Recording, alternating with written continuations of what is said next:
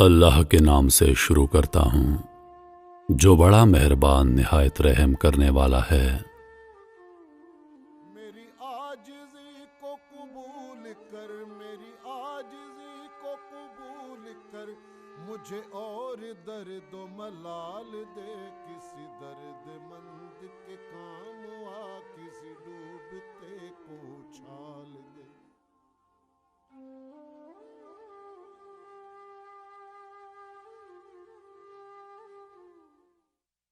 یہ حافظ الاسد کا زمانہ تھا۔ دمشق کا معروف و مشہور تاجر رات کے پچھلے پہر سڑکوں پر ٹہل رہا تھا۔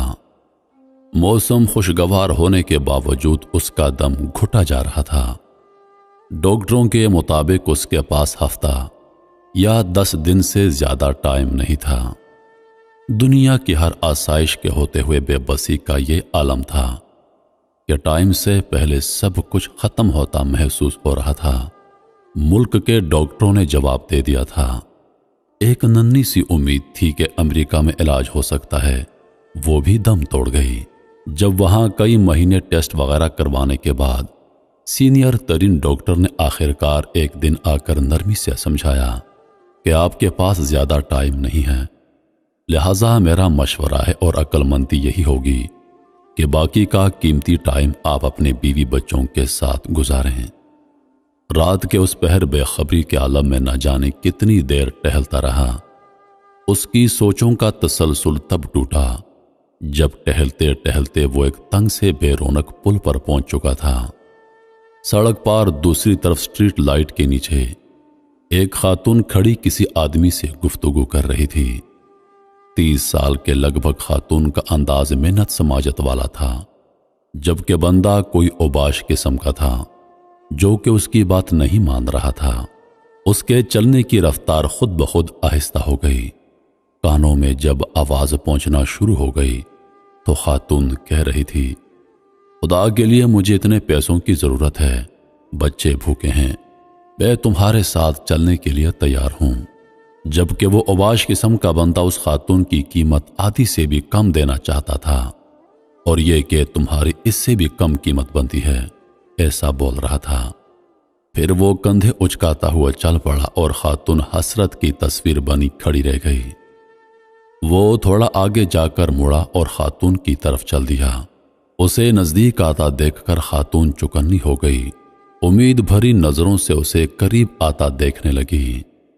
نزدیک پہنچنے سے پہلے خاتون آگے بڑھی اور اس کا انداز ایسا تھا جیسے اپنے آپ سے زبردستی کر رہی ہو۔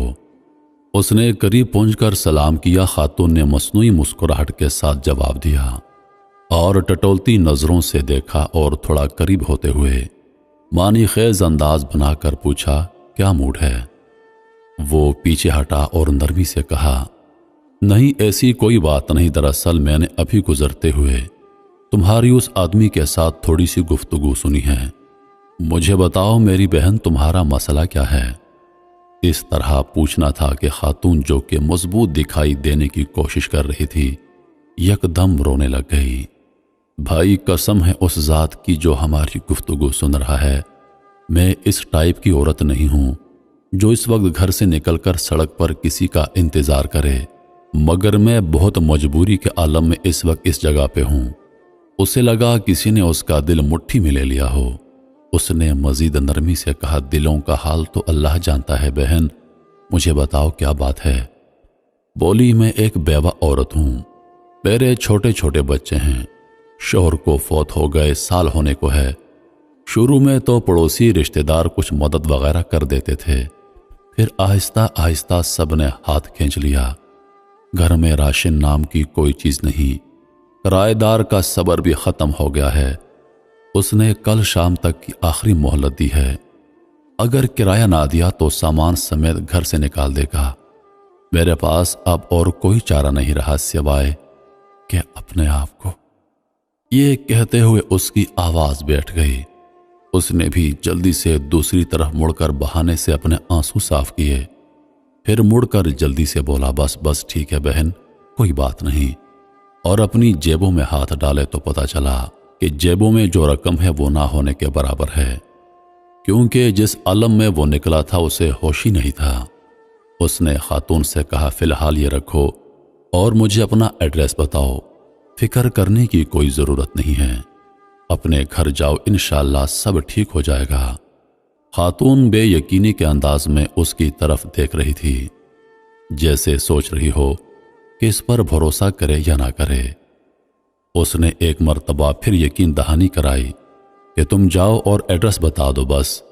اس نے آخر کار ایڈریس بتا دیا اور پھر ایک طرف کو چل پڑی۔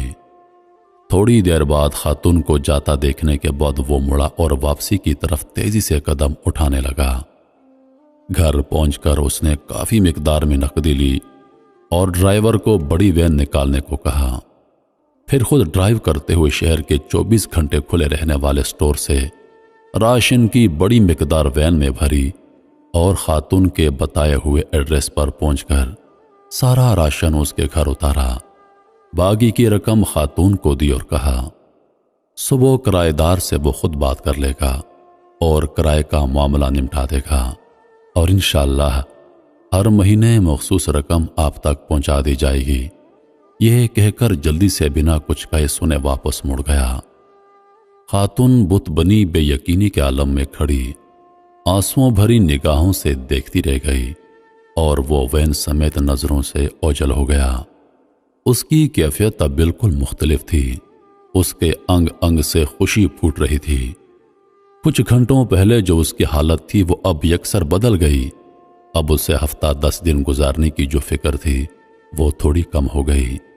ہفتہ 10 دنوں کا خیال آتے ہی اس نے کاغذ قلم لے کر خاتون کا ایڈریس لکھ کر وصیت لکھی کہ ہر ماہ باقاعدگی سے 4 لوگوں کے معقول سے بڑھ کر خرچے کی رقم اس ایڈریس پر بھجوائی جائے، اور کاغذ کو لفافے میں بند کر کے تجوری میں رکھ دیا۔ اب اسے لگ رہا تھا کہ اپنے آخری سفر کے لیے وہ بالکل تیار ہے، یا تھوڑی بہت تیاری کر لی ہے۔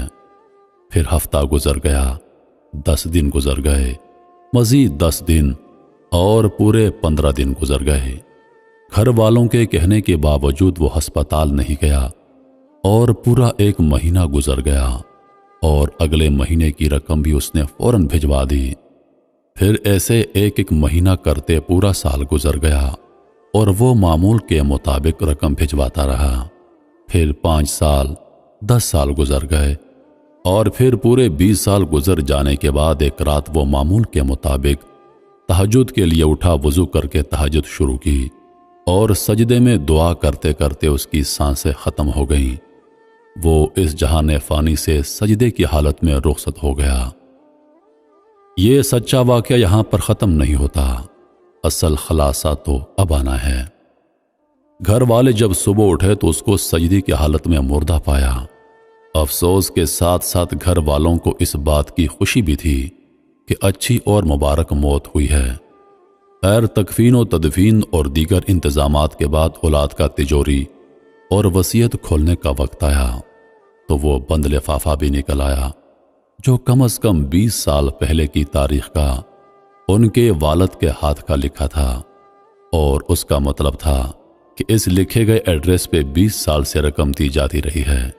لفافہ پڑھنے کے بعد ان کو پتا چلا کہ والد صاحب کو فوت ہوئے 7 دن ہو گئے ہیں، جو کہ تکفین و تدفین اور رشتہ دار لوگوں کے ملنے ملانے میں نکل گئے ہیں، اور وصیت کے مطابق رقم کی ادائیگی 7 دن لیٹ ہو گئی ہے۔ رقم لے کر وہ لوگ اس ایڈریس پر پہنچے تو دروازہ کھٹکھٹانے پر خاتون باہر آئی، جو کہ 50 سے اوپر کی ہو چکی تھی۔ سلام دعا کے بعد تاجر کے بڑے لڑکے نے خاتون سے مؤدبانہ انداز میں کہا، ہم آپ کو والد صاحب کی طرف سے جو ماہانہ مخصوص رقم ہے وہ دینے آئے ہیں، اور معذرت چاہتے ہیں کہ رقم کی ادائیگی 7 دن لیٹ ہو گئی۔ وہ اصل میں خاتون جلدی سے بولی، ارے نہیں، کوئی بات نہیں، آپ کے والد صاحب کے ہم پر بہت احسانات ہیں، آپ لوگ میری طرف سے والد صاحب کو بہت بہت شکریہ کہہ دیجیے گا، اور انہیں بتائیے گا کہ ہم ہمیشہ انہیں دعاؤں میں یاد رکھتے ہیں اور ہمیشہ رکھیں گے، اور میری طرف سے آداب کے ساتھ انہیں بتائیے گا کہ اب انہیں رقم بھیجنے کی کوئی ضرورت نہیں۔ بیٹا حیرانگی سے بولا، وہ کیوں؟ اب کیوں نہیں ضرورت رقم کی؟ خاتون نے خوشی کے آنسوں میں ملی آواز میں جواب دیا، اللہ کے فضل سے مہینہ پہلے میرے بڑے بیٹے کی ملازمت لگی تھی اور 7 دن پہلے ہی بیٹے کو اس کی پہلی تنخواہ ملی ہے۔ خاتون روانی میں پتہ نہیں کیا کیا بولے جا رہی تھی، جبکہ لڑکوں کے کانوں میں خاتون کا یہی جملہ اٹک کر رہ گیا۔ 7 دن پہلے میرے بیٹے کو اس کی پہلی تنخواہ ملی ہے اور 7 دن پہلے ہی ان کے والد کا انتقال ہو گیا تھا۔ یعنی اللہ پاک نے اس خاتون اور اس کے بیٹے کی روزی کا بندوبست اس آدمی کے ذمہ لگا دیا تھا، اور جیسے ہی اس کا بیٹا پیسے کمانے کے لائق ہو گیا، اللہ پاک نے ان کی ذمہ داری بھی پوری کر دی، یعنی کہ ان کی وفات ہو گئی۔ بے شک اللہ پاک بہتر سے بہترین انتظام کرنے والا ہے، اور کہتے ہیں کہ رازداری میں کیا گیا صدقہ اللہ پاک کے غصے کو بجھاتا ہے، اور کہتے ہیں کہ خیرات کرنے سے انسان کی عمر میں اضافہ ہوتا ہے۔